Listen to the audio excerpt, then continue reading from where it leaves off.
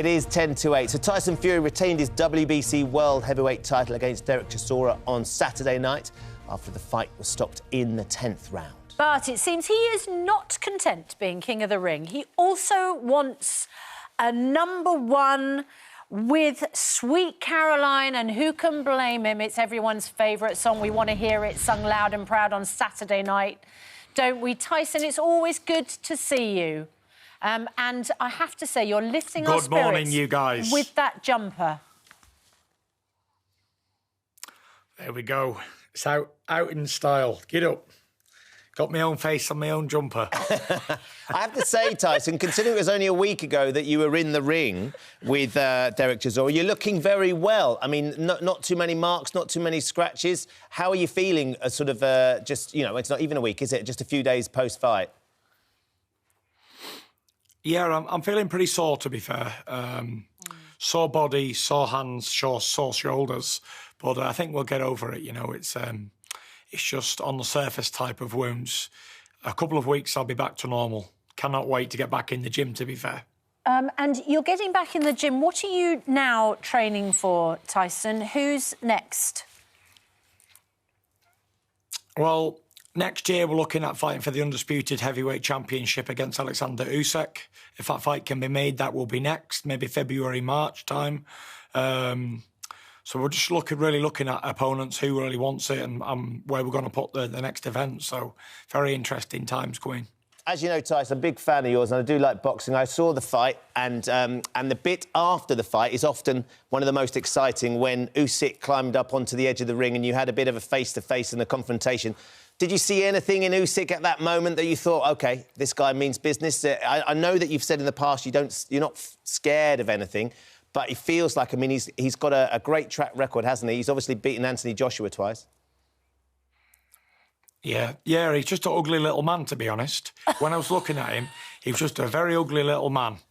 And I think he's been beaten with the ugly stick, and when I get him on the end of this big ugly jab that I have, I'll turn him a bit more ugly than he already is. Start the sledging now. Yeah. Aside from the looks, though, do you think... I mean, you're saying February, March, which boxing fans will be really delighted to hear. Is the smart money that's going to be in the Middle East, do you think, Tyson, or would you rather have it here in the UK?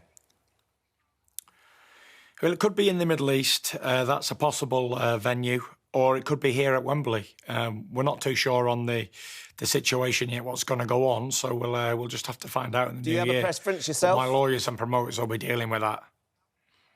I'm not really too bothered, to be fair. I've been trying to get these big fights for a long time, and it looks like finally they're going to happen, so really excited to be getting in there and testing my skills against all the best in the division. You've got a new book out, Tyson, Gloves Off, and I was listening to the audio version of it. You have been very open, and you're very open in the book, about your mental states. And I think that's... Do you know what? I think that's so helpful for people. I found it really helpful listening to it yesterday. One of the things you talk about is how there was a point where you felt like you'd given up. You've had to pull yourself back from that. You know, you've had a big weight struggle. We've talked a lot about that on air. You talk about how at one point back in 2018, you got a little bit cocky, particularly in that fight with Wilder. Being a bit too cocky can lead to you being knocked down. You did get knocked down. You pulled yourself back from that. What are your what are the main things that keep you going when you feel yourself just dropping a little bit? Because right now, the mood around the country is fairly low, you know, cost of living, strikes, etc. How do you keep pulling yourself back? For me, it's just about setting short-term goals on a daily basis and living one day at a time, Susanna, because I can't look too far into the future or I start getting down, even more down. So I just like to take it day by day, step by step, baby steps for me. Like, I'm really conscious about weight and about training and keeping active on a daily basis. So as long as I'm hitting little bits of targets and stuff on the scales daily, weekly, I'm really, really happy. I think short-term goals are giving yourself a good schedule and a routine. Routine's very important for someone who's struggling with mental health problems as well.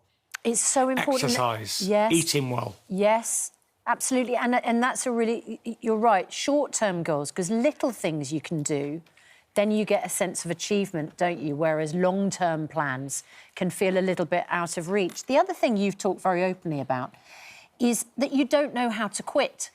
We asked a producer to put together for us dates when you'd retired and dates when you'd come back. And we got a little bit lost with all the dates. But you've been very honest about it. Without boxing, you say, I just felt like I didn't have any purpose in my life anymore. It's hard for you to give up, isn't it? It definitely is. You know, boxing's been a massive part of my life for so long. When it was gone again this year, when I retired for about the 750th time, I had about 3 months of doing exactly what I wanted to do, like being at home with Paris and the kids, doing the school runs and messing with the dog and going out on walks and stuff like that. And it become very, very, very monotonous very quickly.